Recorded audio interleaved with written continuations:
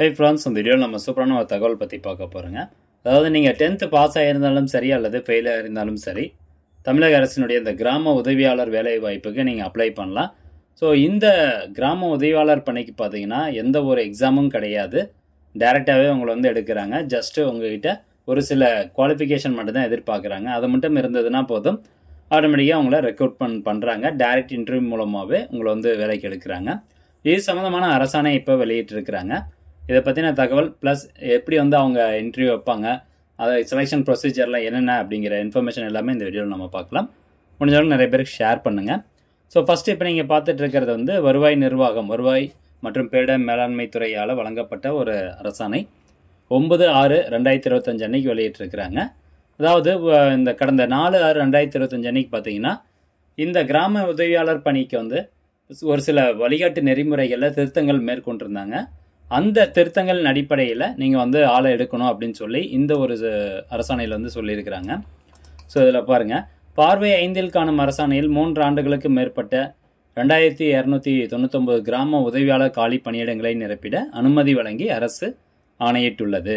ஏற்கனவே 2023 அது வந்து சொல்லியிருந்தாங்க, 2299 வில்லேஜ் பிஓ அசிஸ்டன்ட் ஜாப்புக்கு வந்து ஆள் எடுக்கணும், வில்லேஜ் அசிஸ்டன்ட் ஜாப்புக்கு ஆள் எடுக்கணும் அப்படின்னு சொல்லியிருந்தாங்க. பட் இது வரைக்கும் அதை வந்து ஃபில் பண்ணல. ஒவ்வொரு டிஸ்ட்ரிக்ட் வைஸாக எத்தனை வேக்கண்ட் இருக்குது அப்படின்னு சொல்லியிருந்தாங்க. ஸோ அந்த காலி பணியிடத்தை நிரப்புவதற்கு இப்போ அரசாணை கொண்டு வந்திருக்கிறாங்க. பார்வை 8இல் காணும் அரசாணையில் கிராம உதவியாளர்கள் தேர்வு முறை மற்றும் பணி நியமனத்தின் போது மதிப்பெண்கள் வழங்குவது தொடர்பாக திருத்திய வழிகாட்டு நெறிமுறைகளை வெளியிட்டு அரசு ஆணையிட்டுள்ளது. ஸோ இந்த ஒரு அரசாணை நம்ம இப்போ பார்த்துட்ருக்கோம் பார்த்தீங்களா, ஜிஓ நம்பர் 312. ஸோ ஏற்கனவே இது வெளியிட்டிருந்தாங்க. பட் 4/6/2025 அன்னைக்கு இந்த வழிகாட்டு நெறிமுறைகளில், அதாவது மதிப்பெண் எப்படி நீங்கள் கொடுக்கணும் அப்படிங்கிறதுல ஒரு சில கரெக்ஷன்ஸ் கொண்டு வந்திருக்காங்க. அது எந்த மாதிரியான கரெக்ஷன் அடுத்து பார்க்கலாம். அதே மாதிரி பார்வை 8இல் காணும் அரசாணையினை பின்பற்றி மேற்படி பார்வை 5இல் காணும் அரசாணையில் அனுமதிக்கப்பட்ட 2299 கிராம உதவியாளர் காலி பணியிடங்களை நிரப்பிட நடவடிக்கை மேற்கொள்ளுமாறு கேட்டுக்கொள்கிறேன். ஸோ இந்த ஒரு அரசாணை யாருக்கெல்லாம் அமைச்சிருக்காங்க அப்படின்னா அனைத்து மாவட்ட ஆட்சியர் அவர்களுக்கும் அமைச்சிருக்காங்க. ஸோ கூடிய விரைவில் இந்த கிராம உதவியாளர் பணி குறித்த அறிவிப்பு நோட்டிஃபிகேஷன் ஒவ்வொரு மாவட்ட வாரியாக வெளியிடுவாங்க. ஸோ காமனாக tn.district.nic.in அப்படிங்கிற ஒரு வெப்சைட் இருக்குது. அதில் போனீங்கன்னா உங்களுடைய மாவட்டத்தின் பெயரை வந்து கொடுத்துருப்பாங்க. ஸோ அதை கிளிக் பண்ணிங்கன்னா உள்ள நோட்டிஃபிகேஷன் சம்மந்தமாக வந்திருக்கும். ஸோ எப்படி அப்ளை பண்ணுறது அது எல்லாமே கொடுத்துருப்பாங்க. இப்போது இந்த ஒரு பர்டிகுலர் பதவிக்கு அவங்க மதிப்பெண் எந்த மாதிரி கொடுக்குறாங்க அப்படிங்கிறத பார்க்கலாம். மார்க்ஸ் வந்து எந்த மாதிரி கொடுக்குறாங்க, இந்த திருத்தப்பட்ட அரசாணையில் மேற்கொண்டு என்னென்ன சேஞ்சஸ்லாம் பண்ணியிருக்காங்க அப்படின்னு பார்க்கலாம். ஸோ கீழே அப்படியே வந்தீங்கன்னா இந்த இடத்துல பாருங்கள், ஸ்கில்ஸ் வந்து என்னென்ன இருக்கணும். ஃபஸ்ட் வந்து எஜுகேஷன் குவாலிஃபிகேஷன் பொறுத்த வரைக்கும் எஸ்எஸ்எல்சி நீங்கள் பாஸ் பண்ணியிருக்கணும். எஸ்எஸ்எல்சியில் அதாவது 10th நீங்கள் தமிழை ஒரு பாடமாக எடுத்து படிச்சிருக்கணும் அப்படின்னு சொல்லியிருக்கிறாங்க. ஸோ எஸ்எஸ்எல்சி பாஸ் ஆகிருக்கலாம் அல்லது ஃபெயில் ஆகிருக்கலாம். ஃபெயில் இருந்தாலும் சரி, பாஸ் ஆகியிருந்தாலும் சரி, தமிழை ஒரு பாடமாக எடுத்து படிச்சிருந்தீங்க அப்படின்னா உங்களுக்கு 10 மார்க் கொடுக்கணும் அப்படிங்கிறத சொல்லியிருக்கிறாங்க. அடுத்ததாக பாருங்கள், மிதிவண்டி அல்லது இருசக்கர மோட்டார் வாகனம் ஓட்டும் திறன்.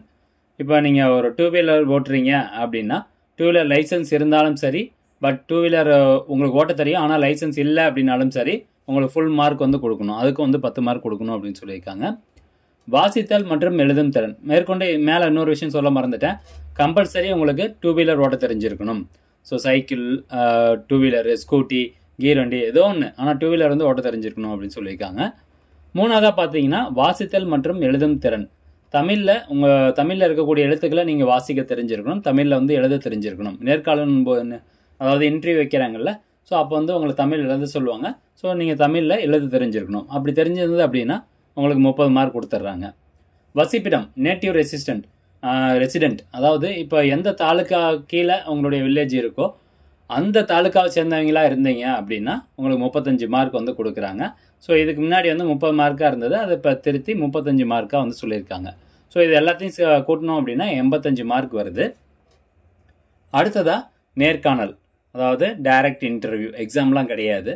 ஸோ இந்த நேர்காணலில் யார் யாரெல்லாம் இருக்காங்கன்னு பாருங்கள். வருவாய் கோட்டாட்சியர், வட்டாட்சியர் மற்றும் பிற தனி வட்டாட்சியர் அவங்க எல்லாமே இருப்பாங்க. ஸோ இதுக்கு இந்த நேர்காணல் இன்டர்வியூக்கு வந்து பார்த்தீங்கன்னா 15 மார்க் சொல்லியிருக்கிறாங்க. ஸோ இந்த 15 மார்க்கில் குறைந்தபட்சம் ஒரு கேண்டிடேட்டுக்கு 6 மார்க் கொடுக்கணும், அதிகபட்சம் வந்து பார்த்தீங்கன்னா 12 மார்க் மேலே இருக்கக்கூடாது அப்படிங்கிறத சொல்லியிருக்கிறாங்க.